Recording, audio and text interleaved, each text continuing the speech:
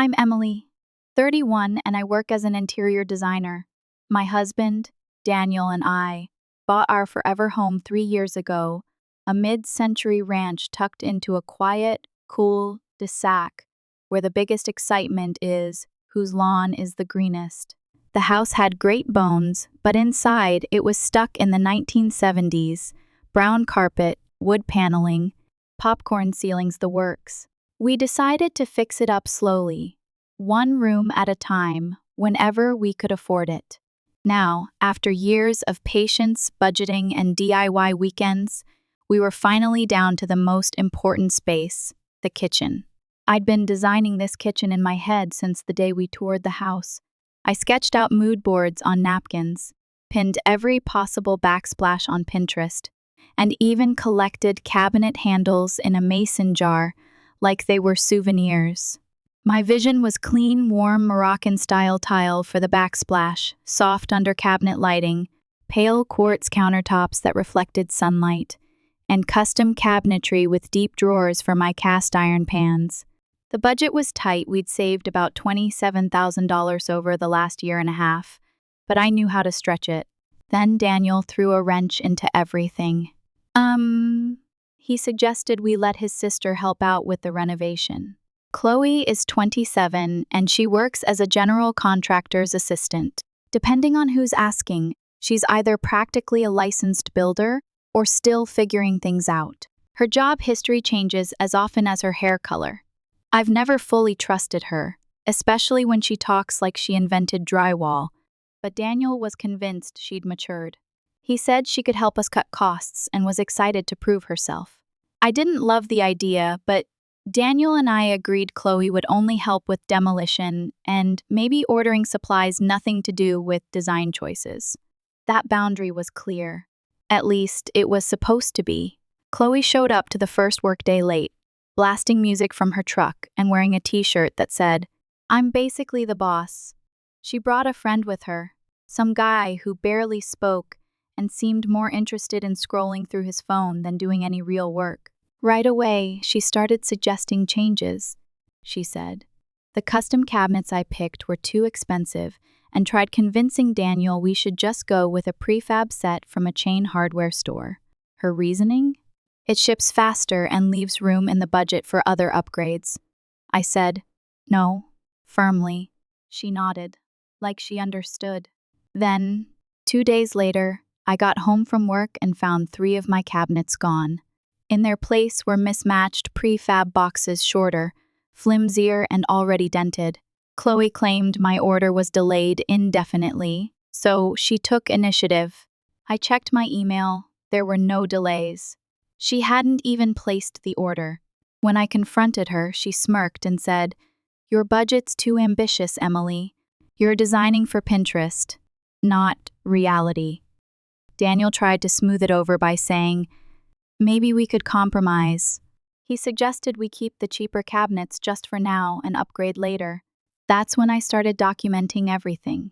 I saved emails, took photos, kept every receipt.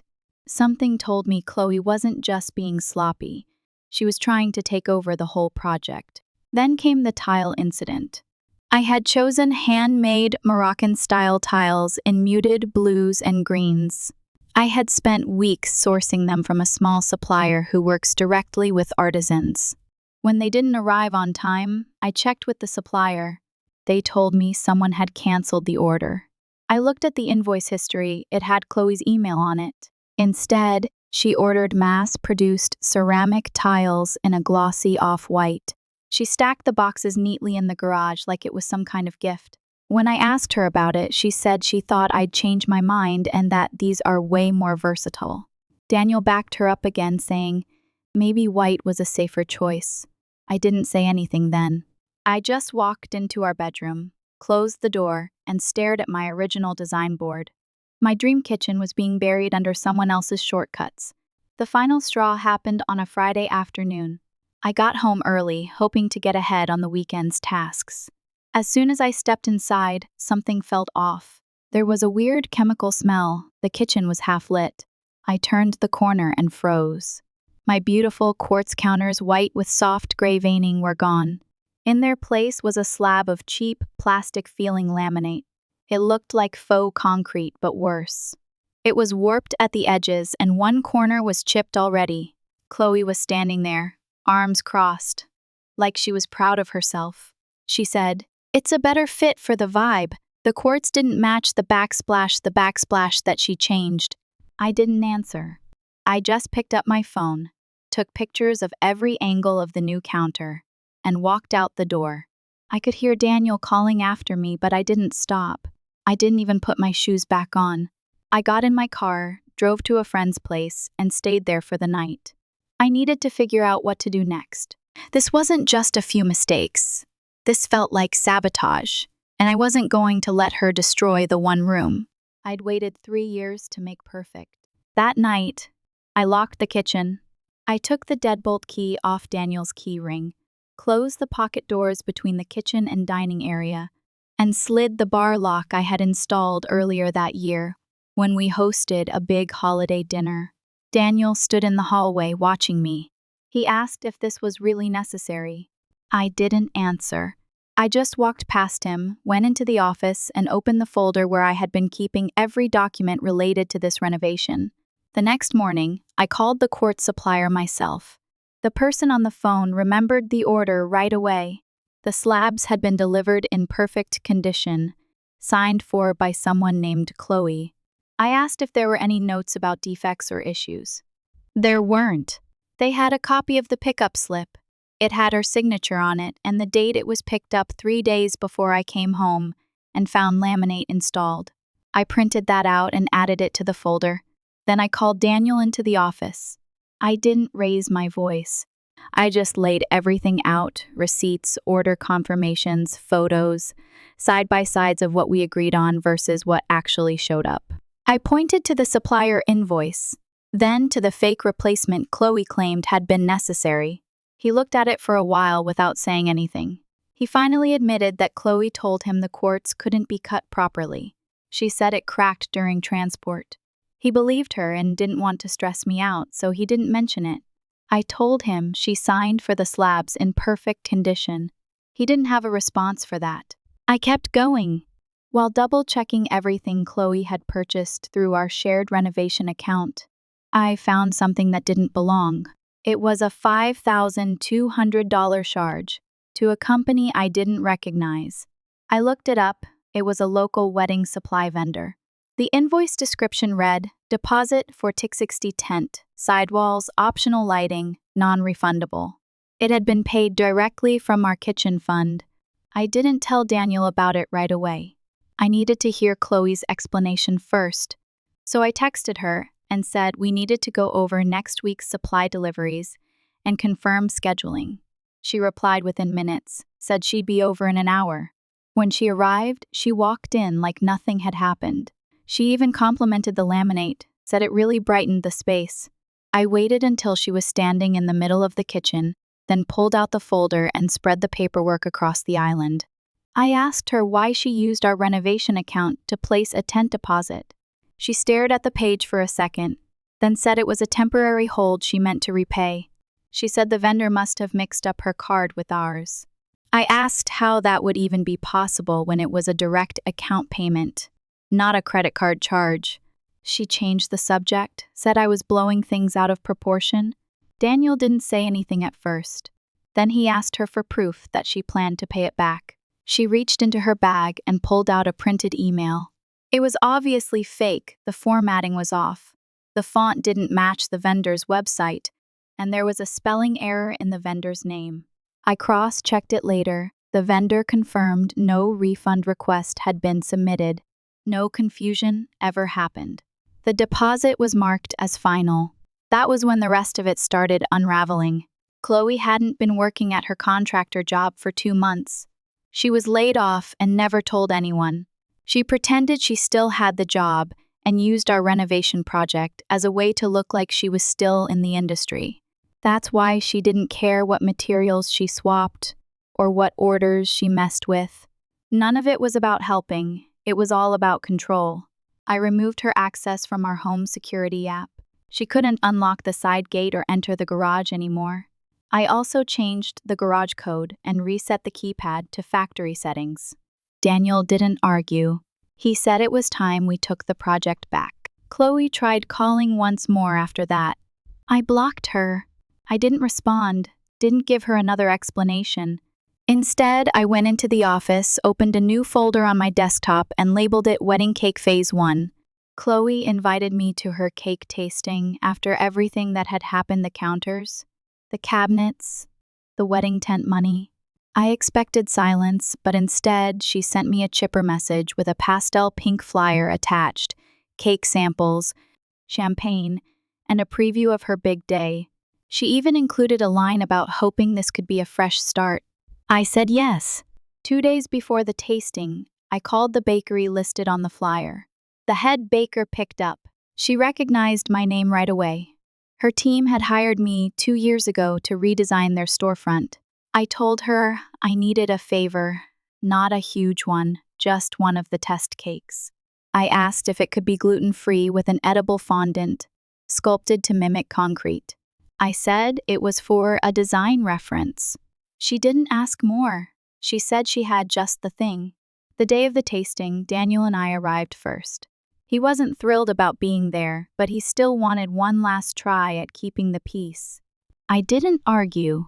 Chloe walked in 10 minutes later with 2 friends I'd seen before, but never spoken to. One of them was already filming the bakery interior on her phone. The cakes were set up on a table by the window, 4 flavors, each on its own little pedestal: traditional vanilla bean, citrus silk, and GF option. All were decorated in muted wedding tones, except the last one. It had a matte slate gray exterior with a subtle marbled texture, and Chloe went straight for the gluten-free cake. She always calls herself sensitive to gluten when it suits her, though I've seen her demolish a bread basket before appetizers even arrived. She cut into it confidently, all smiles, until her knife stopped halfway through. It made a loud scraping sound. Her friends leaned in. She tried again. This time, she used more force. The blade bent slightly and barely made it through the center. The baker stepped in right on cue. She explained that this particular cake was part of a modern texture experiment inspired by industrial design trends. She apologized if it wasn't Chloe's style. One of Chloe's friends spat her bite into a napkin. Chloe pushed her plate away like it had offended her. The other cakes were untouched. Daniel turned to me during the chaos and whispered, "Guess, she likes things hard." I didn't say anything, just sipped my champagne. Chloe stood up and knocked her chair sideways. She stormed toward the door, yelling about how people keep sabotaging her wedding and how she can't trust anyone with anything. Her 2 friends followed, one still filming. On the drive home, Daniel stared out the window for most of the ride. Halfway back, he asked if I had something to do with the cake. I turned up the radio and tapped the steering wheel. Later that night, while going through the kitchen design files on my laptop, I noticed something strange. A new follower had saved a bunch of my recent project photos. I clicked the profile. It was a Pinterest account, private but still traceable to Chloe's email. Her wedding board was filled with ideas using my original kitchen colors, same tile palette, same gold accented fixtures, even the same pendant lights I picked out for our island. That was when it clicked. She didn't just hijack the renovation to save money. She wanted the design for herself. I went back through our joint renovation purchases. I looked for anything that might still be active under her name. One stood out: the cake vendor she actually booked for the wedding, different from the bakery we'd visited that day. I called them directly. I told them to watch out for last-minute refund requests or fake charges, just a heads up. The next day, Daniel's cousin sent me a message. He wanted to make sure I was okay. He said Chloe had been going around telling everyone I threw a cement block at her during dessert. She twisted the whole story into something dramatic enough to fit whatever version she wanted people to hear. I didn't respond. I opened my laptop, renamed the wedding sabotage folder, and added 2 more tabs: venue layout plan and catering allergies master list. If Chloe wanted to turn this into a performance, I was ready to give her an opening act she'd never forget. 3 days after the cake tasting incident, I got an email from Chloe. It was a polished PDF attachment from what looked like some kind of invoice software. The subject line was Outstanding Payment Request. I opened it and saw a list of charges totaling $2,470. The breakdown included things like material substitutions, labor disruption recovery, and emergency design corrections due to client volatility. Each line item was vague and overpriced. One even claimed $310 for on-site conflict mediation. Daniel walked into the kitchen while I was reading it. I handed him my phone without a word. He scrolled through the invoice for 10 seconds, then laughed so hard he spilled coffee down his shirt. I didn't respond to Chloe directly. Instead, I forwarded the email to Carla, a friend of mine from design school who now works in contract law. Carla asked for everything. I had screenshots of texts, purchase receipts, before and after photos, the tent invoice, even the vendor list from Chloe's wedding board. I sent her a zip folder that night. The next morning, Carla drafted a formal response. It was clear and firm. The message stated that the invoice was fraudulent, that there was no contractual agreement between us, and that any further attempts to pursue payment could result in legal escalation. I sent it to Chloe's email and CC'd Daniel. That night, she called Daniel. She started the call in tears, loud enough that I could hear her from the next room. She told him she was being targeted, said people in her own family were emotionally abusing her. She kept repeating that she just wanted support and that Daniel needed to step in and take control of the situation before it gets worse. When he hung up, Daniel sat down and said his family was starting to ask questions. Apparently, Chloe had told them I was threatening her with lawyers, sabotaging her wedding, and that I'd created a hostile environment over something as silly as a kitchen. He didn't say who exactly believed her, only that some of his cousins had texted him about it. And then he asked if I'd considered de-escalating things. I didn't raise my voice. I didn't start a fight. I just looked at him and said, "That's interesting. She just tried to charge me nearly $2,500 for wrecking my kitchen." He didn't say anything else. Later that night, I was removed from the group chat that Chloe had created for wedding planning. Daniel wasn't kicked out. He left on his own. He sent a message before exiting, "We're out." That same evening, I contacted the wedding cake vendor. Chloe had booked the one who was supposed to make the actual cake, not the bakery we visited during the tasting. I wanted to clarify that I wasn't involved in any financial arrangements related to the cake, just in case Chloe tried something again. The woman on the phone paused for a moment, then asked if I was calling about the payment plan. I told her I had no idea what she was talking about. She explained that Chloe had listed me as a co-billing party. According to the file, I was supposedly responsible for covering 50% of the final cake cost as part of a family gift agreement. I told her that wasn't true. I had never agreed to any of it. I sent her the same folder of documents I gave Carla screenshots, dates, proof of Chloe's past misrepresentations. I asked if she needed a signed statement, but the vendor said it wasn't necessary. She thanked me for the clarity and said she would be withdrawing from the contract due to billing confusion and a pattern of miscommunication. Chloe lost her wedding cake. The next morning, Daniel's phone lit up with her name again. She didn't bother texting me she was blocked, but she left Daniel a voicemail saying she felt betrayed, that she never thought her own brother would let this happen, and ended the message by saying, "I hope you're proud. You've made yourself the villain of my wedding story." Daniel played the voicemail out loud and then deleted it. He didn't ask me to respond. He didn't try to explain what she meant. He just stood up, walked into the kitchen, and started loading the dishwasher. That night, I finalized my folder. I renamed it Wedding Cake Phase 2. I had an idea I'd been working on quietly, just in case things got worse. Now I knew exactly when to use it. Chloe wanted to make me the villain. I was going to give her a story worth telling. The bakery from the original tasting didn't flinch when I made the request.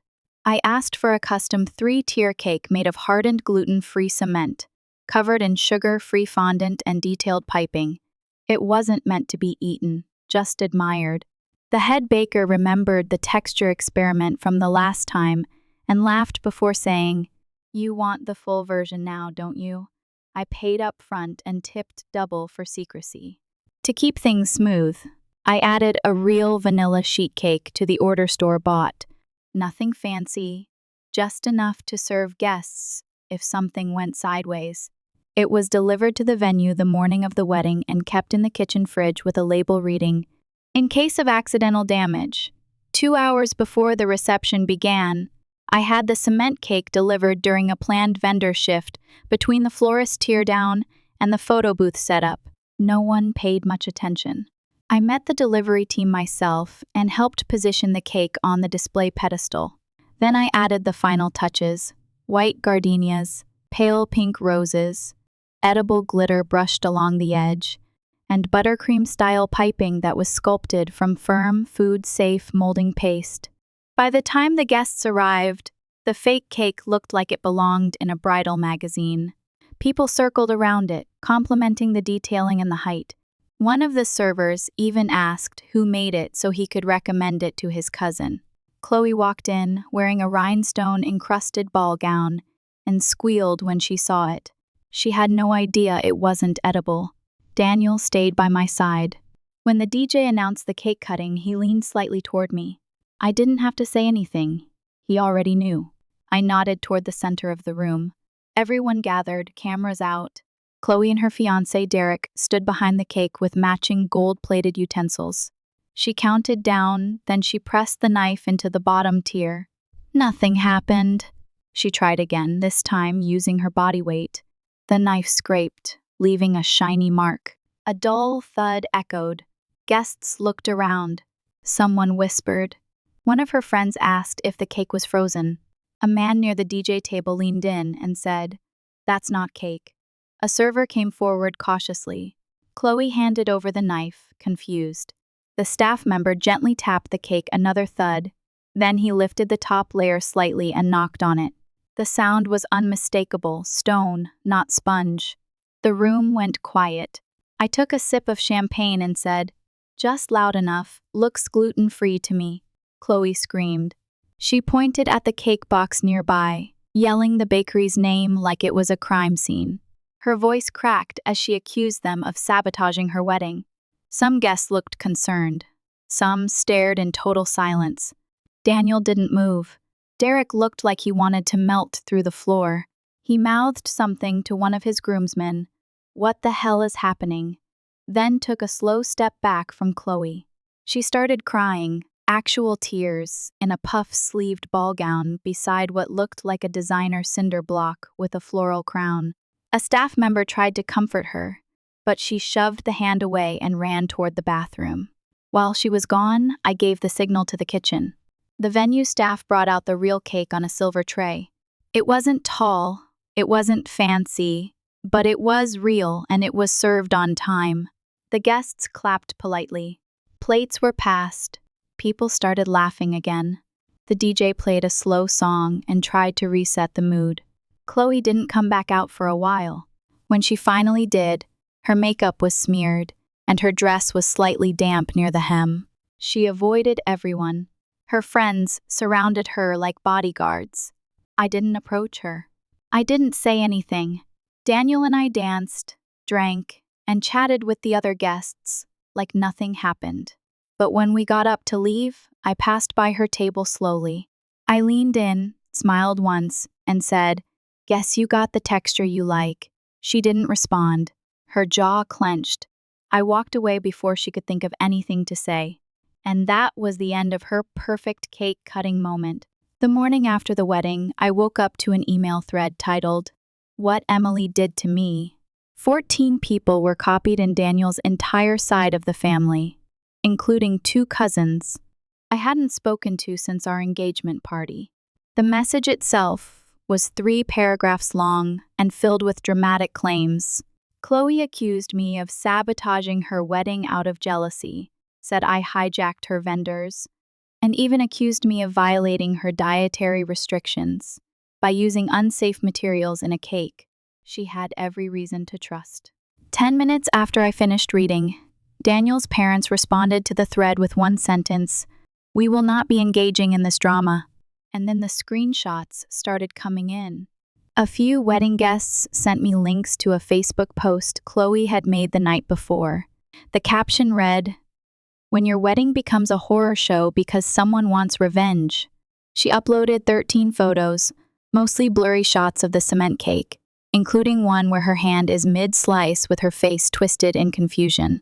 She tagged the bakery, even though they hadn't been involved in the final cake. The post already had over 300 comments. Some people offered sympathy. Others posted memes about the rock cake and asked if it was a protest against gluten. Someone even edited a still of her trying to cut the cake with the caption, "She believed she could, but it was concrete." Daniel's phone lit up again that afternoon. It was the wedding photographer. He sent over a Dropbox folder containing the full video coverage, high-quality footage, clear angles, and audio that picked up everything, including the moment Chloe slammed the knife and said, "Why isn't it cutting?" The video showed the exact moment the server tapped the tier, the crowd realizing it wasn't cake, and me in the background, sipping champagne like I was watching a play. I saved the file. That's when something unexpected happened. A guest, probably unaware of how messy things really were, tagged Chloe's workplace in the Facebook post. She works at a boutique interior design firm that deals mostly with luxury remodels.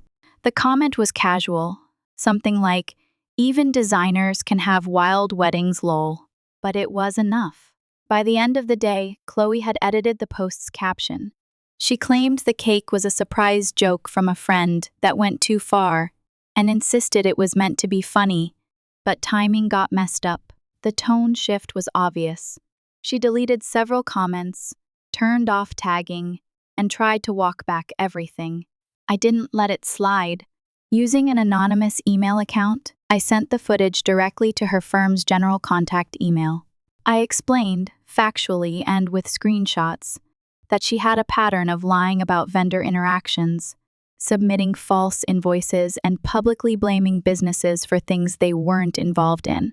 I didn't mention the family angle. I kept it professional. 2 days later, her LinkedIn changed from design manager at Ambry Company to freelance consultant. Derek didn't post anything from the wedding, not a single picture. He untagged himself from every album Chloe uploaded and quietly unfollowed her bakery account. He didn't delete his profile, but it was scrubbed clean of anything wedding-related. By the end of the week, exactly 7 days after the wedding, I opened our freezer looking for frozen peas and spotted something wedged behind a tub of ice cream. It was a Ziploc bag with a chipped piece of fondant from the sheet cake the venue served. I took it out, stared at it for a second, then tossed it in the trash. I didn't say anything. Daniel walked in and started loading the dishwasher. No one mentioned the bag. Chloe hasn't reached out to me directly since the reception, but a mutual friend forwarded me an invite last night. She's planning a do-over reception in 2 months. Apparently, I'm still on the guest list. I didn't think there'd be a 6-part to any of this after the cement cake incident, the viral Facebook drama, and Chloe's sudden career shift. I figured the show was over, but she wasn't done yet. A month after the wedding disaster, an envelope arrived in our mailbox, white, gold foil lettering, the whole thing thick with fake elegance. Inside was an invite to a mini-moon reception, a second wedding party meant to be more intimate, more refined, and apparently her redemption tour. No note, no apology, just a line that read, "Join us for a night of love and laughter." Daniel opened it and burst out laughing on the spot. I planned to ignore it, but Daniel encouraged me to go not for her, but to hold my ground, let her see I wasn't hiding. He agreed on one condition: we arrive late, leave early, and stay close to the exits. No forced smiles, no pretending things were okay. The venue was a small outdoor garden space downtown, strung with fairy lights and lined with rented floral arches. There were mismatched centerpieces, chairs borrowed from different sets, and plastic cutlery wrapped in lace-patterned napkins. In the middle of it all, placed like a trophy, was a new 3-tier cake sitting on a marble pedestal, clearly her way of saying, "See? Real cake this time." Derek looked off. He barely greeted anyone, loosened his collar halfway through the night, and spent more time at the bar than at the tables. A couple of Chloe's bridesmaids stood near the punch bowl, talking about how she fired the decorator last minute. One of them said she swore no one was touching this version but her. That explained the folding chairs and clashing table runners. When Chloe spotted me, she didn't even pretend to be polite. She pointed to the cake, raised her chin, and said, "Real fondant, not whatever garbage you think you're funny for." I nodded once and told her, "Hope it cuts clean." Dinner was late. The DJ was underwhelming. A power strip overloaded when the decorative lights and sound system clashed, cutting music halfway through the first dance. Staff scrambled to fix it. During the lull, a bartender quietly told Daniel that Chloe had underpaid her deposit and said she'd settle the rest after tips rolled in. Then came the cake cutting again. This time, Chloe made a whole show of it. She announced to the room that it was being filmed for transparency. A guest stepped forward with a phone. Chloe raised the knife high, drove it into the middle tier, and the cake tilted. A soft slump followed. The top layer collapsed inward. The outer frosting slid off the side, and raspberry mousse oozed across the base like spilled jam. Chloe froze. A server rushed forward. She hissed something at him, grabbed a towel, and ducked behind the venue tent. This time, I hadn't done a thing, no tricks, no bakery switch. The venue had no refrigeration, and she refused to hire a proper caterer. The frosting had melted in the heat, the filling hadn't set, and gravity handled the rest. While guests whispered and tried not to stare, Derek stepped forward. He looked around the crowd, took a deep breath, and said, "Chloe, I love you, but I can't do this again. We're done." Then he set his drink down and walked out just like that on her second wedding night. No one moved for a few seconds. Then someone near the back clapped once. Another guest poured more champagne and muttered something about needing stronger liquor. I stood there, watching, not shocked it happened, just amazed how little it took. On the ride home, neither Daniel nor I said anything for 5 straight minutes. Then he turned to me and said, "You didn't even have to bring cement this time." The next morning, Daniel told me she had texted him one last dramatic message. She accused me of cursing the wedding and the marriage, and claimed I brought bad energy that poisoned her event. I told him I didn't want to hear another word about it. He deleted the message and hasn't brought her up since. A week later, her Pinterest wedding boards were gone. Her design Instagram was locked. The honeymoon never happened, no more posts about married life or new beginnings. Just silence. Meanwhile, my kitchen is finished, every cabinet, every tile, every light switch exactly the way I planned. Quartz counters, Moroccan backsplash under cabinet lighting that clicks on with a touch. No interruptions, no surprise substitutions. When we visited Daniel's parents last week, his father greeted me at the door and asked, "Still baking cakes?" Then he handed me a plate of cookies and started laughing. I don't feel bad, not once. I didn't ruin Chloe's wedding. I didn't destroy her cake. All I ever did was let her do what she's always done, take control, cut corners, and implode. This time, I just let the mess stay where it landed.